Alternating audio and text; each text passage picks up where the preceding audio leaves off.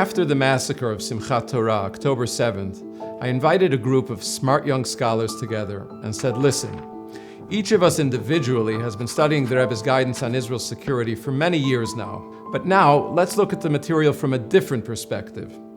Rather than locating another talk by the Rebbe about Israel, uncovering another letter, another interview, we need to study and understand in a more structured way what the fundamentals are here.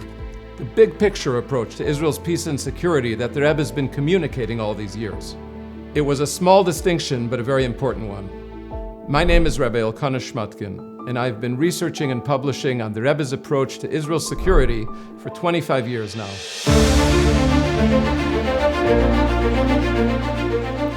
Welcome to the Rebbe's Roadmap to Peace, a series on the Rebbe's guidance for how Israel can win its conflicts, achieve peace, and assure its security once and for all.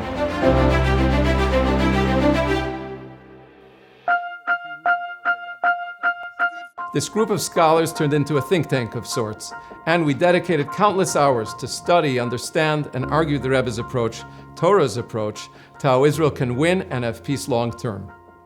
We compressed a PhD's worth of study into several months, and really we're still at it.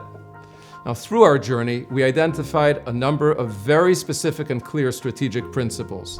How Israel can deter her enemies and assure her own security, what to do for each of the major questions she faces, and how to manage her relationship with the United States. How should Israel communicate its positions, both domestically within Israel and outwardly to the world? And how, when we need to fight, to do so compassionately. The good news is, we can achieve victory, we can have peace, we can have respect, if we want it. Now, if you want to boil the whole approach down to one item, I think it would be this: Jewish confidence. When Jews truly embrace their identities, and when we embrace Israel's identity as a Jewish land as Torah lays it out for us, it changes absolutely everything. Does that sound a bit simple? Well, let's take a step back for a moment. What are we doing in Israel? Here's a talk by the Rebbe in January 1975, with high-level representatives from the US and Israeli governments in attendance. Waren das alles, was gemalt geworden, a Bris Ewa, zwischen dem Ebersten mit Agromen und Sare Achrov Adema. A dosil is a rachon nasates oretz azeis. Wo dosi de stand na matone, wo dosi der Inja was geht und verstarrt und bei Jakel lechol boi Relo. Die Scheich ist von Nieden mit Teretz Akedisch. I dos wo dos a Bris Elam zwischen dem Ebersten was beide Elam an Hige. Mit Bnei Avrom, Yitzchak und Yankel des Aracho ad Elam, aber kommt mit der Teine, so sichere Sache mit Masnier sein. Our connection to the land of Israel began right as the Jewish nation began. It was at that dramatic scene, the covenant between the parts, where God appears in the form of fire and smoke and makes a promise to the first Jew. He promises Abraham that, number one, his children will be enslaved in Egypt and will eventually be redeemed. And two, the land of Canaan, home of 7 nations, will be given to his descendants. God says to him, the Jewish people will face difficult times, but they will persevere. And they will inherit the land of Israel. A couple of chapters later, God adds that Israel will belong to the Jewish people as an eternal possession. And this gift of Israel to the Jews is repeated to Abraham, Isaac, and Jacob throughout the book of Genesis many, many times. So it's important for us to realize just how early and how deeply the land of Israel is baked into our identity as the people of Israel.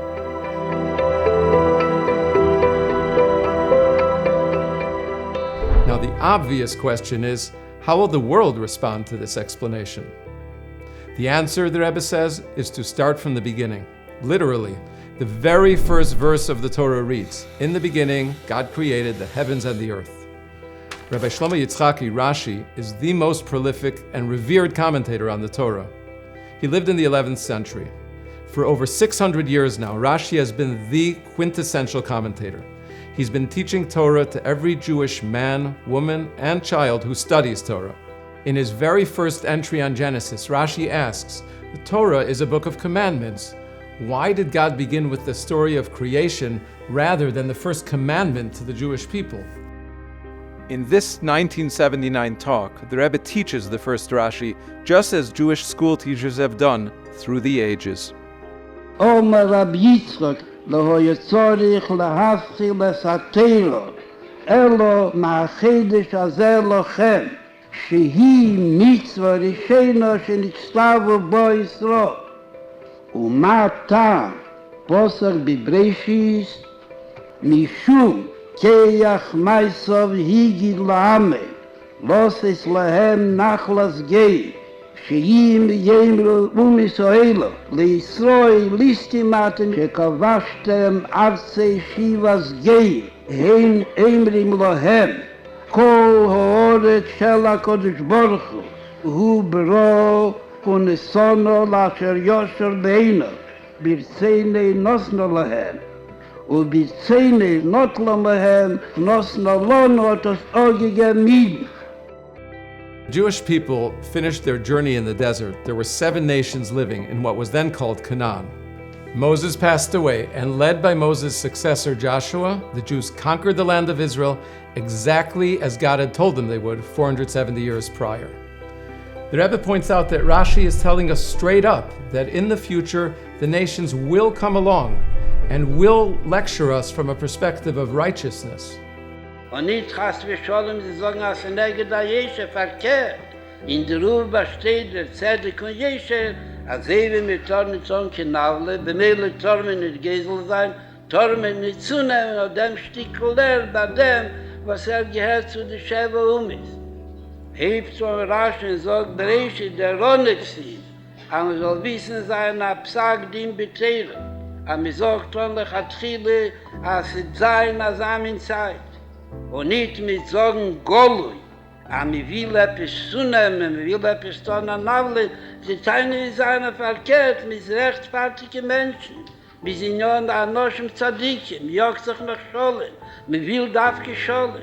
Aber wie bald man darf scholem, darf sich sein verbunden auf Niton an Navle des Zweiten, hat doch ein Gasloni-Matte. Now, Rashi's self-stated goal is to explain the straightforward meaning of Torah to a 5-year-old. But in this first entry, he departs from his style and A, gives us not an interpretation of the verse, but an instruction, a directive, and B, tells us how to deal with a situation that is going to arise in the future. Now, Rashi's times were not especially peaceful. He was living in France, the city of Troyes specifically. Jews are being murdered across Europe. Tens of thousands, in fact, were being killed. Entire communities were wiped out. The Christians and the Muslims are fighting over control of the Holy Land, and in his times, nobody is even talking about the Jews and Israel at all. Was Rashi gewählt hat, man in das Land ist, man hat gesehen, es hat hier gededet. Und hat gewusst, was nicht in dies, was sie kommen, der nehmen, mit einer kleinen Frau Peter. Rashi erzählt ein Kind von 5 Jahren, was lebt in der Zeit von Massois, wir können durch Move, aber der wollte gewähnt, alle in Jahren, was man Togetor nicht bedürfen, wie man Togetor nach Mann in Islam, bei der Ende sei in Deutschland. Das sie gewähnt nicht in Deutschland, in den Dienst als Möglich von Frankreich, wo Chulo heute bis hier. Umzugehen, der Rashi zu einem Kind von 5 Jahren, wo sagt er, du hast dich zu tun mit Goyi. Ich hab gesagt, Goyi, weil bei dir fragen hat, dass er gewonnen hatte. Mit zugenommen beim Cossacks nicht so. Er schätze hat damals, dass mir das gefehlt, es nicht, er soll ihm entfernen, Stama sehr ein bisschen jonnen, er soll ihm entfernen, als er steht in Teil. Keach, Meister, Higi, Laame, lass es ihm Nachlass geben, Rashi bringt es herauf. As you explain this, the Rebbe says, be sure to point out that for centuries on end now, Jewish children have been learning this just as they begin to study Torah from the beginning. We need to know, and they need to know, that this is in our mother's milk. This was not invented in 1948. Torah has been studied this way, with this entry just beneath the first verse, and it's been printed this way since the first printing presses in the 1400s. Just before I came over here, I took a quick look around my home. Between our living room, the study, and the children's rooms, I counted 29 copies of Chumash. And without exception, every single one of them has Rashi right beneath it. Now, I won't claim that mine is a typical Jewish home, but you get the idea. Walk into a Jewish home anywhere in the world today and check out the results. And it's been this way for centuries.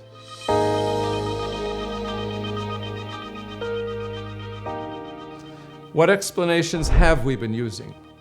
Well, we've tried to explain that we have a right to the land because after the Holocaust, the UN told us it's ours.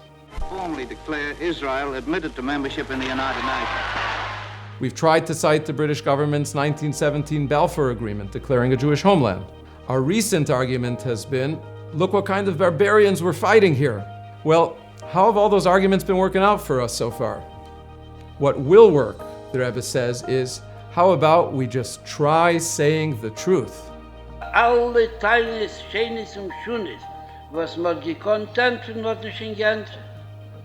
Der ein und einzige Teil, was weiß davon ein 5-jähriger Kind und was gedruckt, am meisten hunderte Jahre hast du schon gedruckt. Und darauf ist das gewesen, kam der ist Bixar. Und jeder Kind, viele von die, was einen nicht gelernt in der Yeshiva und der Kehle, mehr nicht wie gegangene Cheder, ist bereiches von seinem Leben und der Teil hat ihm übergegeben, den Menschen vergeudet. Und das ist der einzige Teil, was bis sich stand, mit sich zu sagen.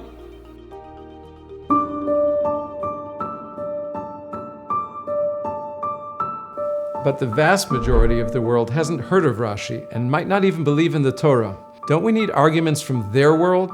How is this going to be effective? Well, guess what? They don't need to believe in Rashi or even in the Torah to be convinced. What they need is for you to know it. Tell me, the people who are impressed with the religious zeal of the Arabs, did they all believe in the Quran? If you believe it, have the self-confidence to say the truth and articulate clearly what you hold precious and dear.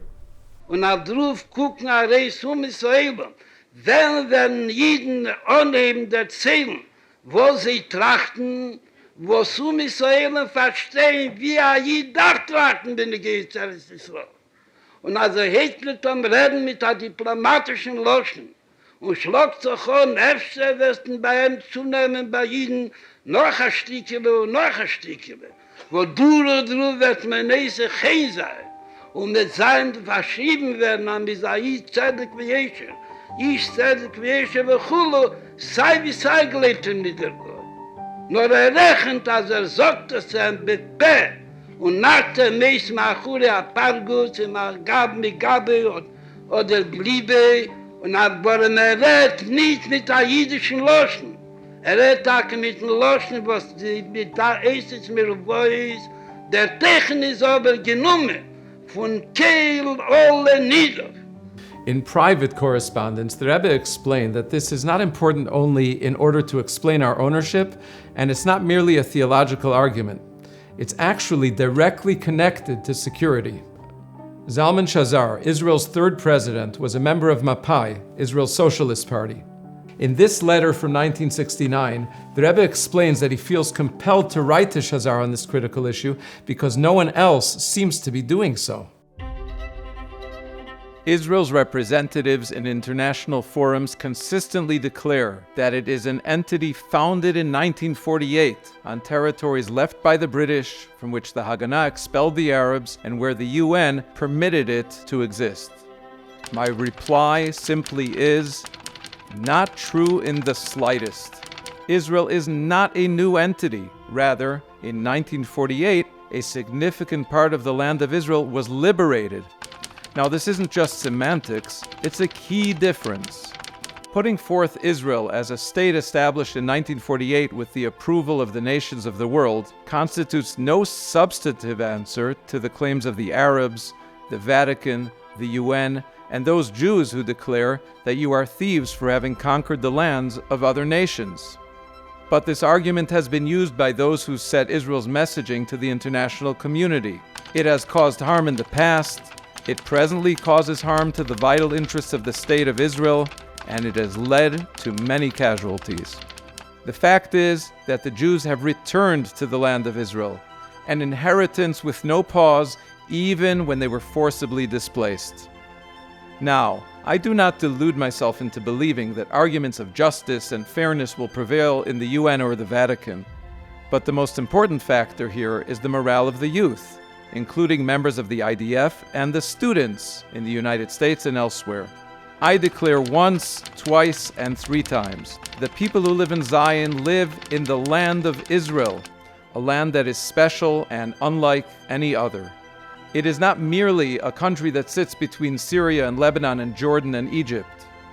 I demand with great emotion that Israel's representatives in Washington and the UN declare this fact and that they bang on the table while doing so. This could be a massive job to educate all of Israel on this, no? Well, no. Here's an interview we did with Shlomo Shamir, a journalist for Haaretz, Yediot, Ma'ariv, and other Israeli publications. He's reading from his notes about a 1969 audience that he had with the Rebbe. הוא אמר שהתושבים של בארץ ישראל הם מאמינים גדולים. הם מאמינים באלוקים, הם מאמינים בשבועה של אברהם, כי לך ולזרעך אתן הארץ הזאת. אני רואה ברשימות שלי, הוא אמר, זה ממש, זה ציטוט ממש ממה שהוא אמר. כל אחד ואחד מתושבי ישראל כיום מאמין גדול הנה. לפעמים גם אם הוא לא יודע בעצמו שזה כך. ארץ ישראל, הוא אמר, היא חבית מלאה וקדושה באמונה. חסר רק ניצוץ שיצית את החבית הזו ויגרום להתלקחות של אמונה. אמרתי, תסתכל למשל על יהודי שחי בארץ ישראל, נגיד אפילו הוא קומוניסט. הוא יושב בארץ עם אשתו, עם הילדים, משפחתו, בארץ מוקפת, שונאים שרוצים להשמיד את המדינה ואותו. מה מחזיק יהודי כזה בארץ ישראל? הוא יושב בארץ ישראל והוא חי בה וגם הולך לצבא להגן עליה, מבלי שידע על כך, הוא מאמין באלוקים. הוא מאמין שארץ ישראל ניתנה לעם ישראל. אבל צריך לדעת איך לעורר את האמונה הזו בקיבוץ. In the Rebbe's view, before we get to the Jewish rules of self-defense, before we get to how to handle Israel's diplomatic relations and the morale of the IDF, and how to handle the enemies outside and inside of Israel, we need to be comfortable to step into our own identities as Jews and to be clear about what our connection is to Israel. And just as for the thousands of years when most Jews lived outside of Israel, we all still called it Artseinu, our land, so too every Jew everywhere in the world has a deep, essential connection with Israel. I look forward to seeing you on the next of the series where we delve into the Jewish rules of self-defense.